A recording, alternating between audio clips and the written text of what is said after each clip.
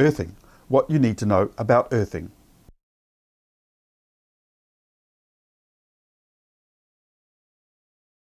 Earthing is one of the most important things when it comes to electric fencing. If the earth rods are not positioned in the right place or are not of good quality, then the shock will not be achieved. When choosing your earth rod, make sure that it's a 2 metre solid core galvanised earth rod. These rods must be driven full length to a depth of 2 metres. Earth rods need to be placed in a damp area. They need to be a minimum of 2 metres long.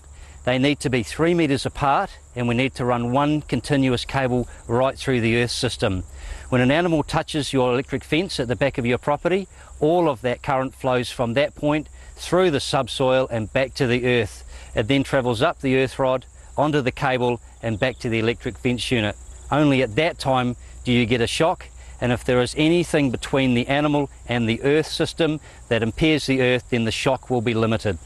Once we've selected our position for our earth, preferably a wet or damp area all year round, we choose our cable to go between our earth rods. Now for this instance we use an insulated cable. And the reason we use an insulated cable is that this wire is lying on the ground 24/7, 365 days a year, and it will rust. It'll be the first wire to rust, and rust is non-conductive when it comes to electricity, so we want a protected cable running continuously through our earth rods.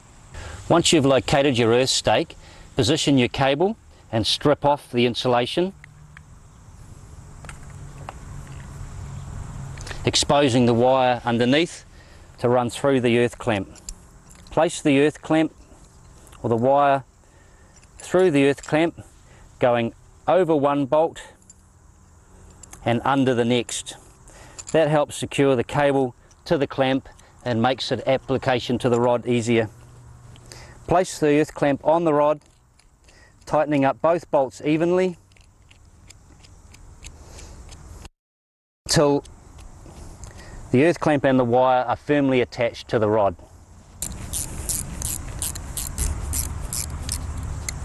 It's extremely important that the clamp is as tight as it possibly can be, making a positive contact between the underground cable, the clamp and the rod.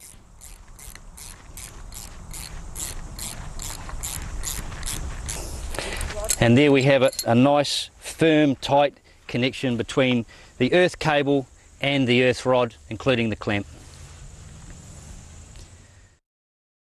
Ensure that all wires are jointed securely. Connections to earth rods are secure.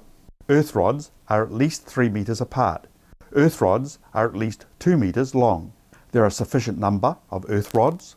All parts of the earth system are made of the same metal.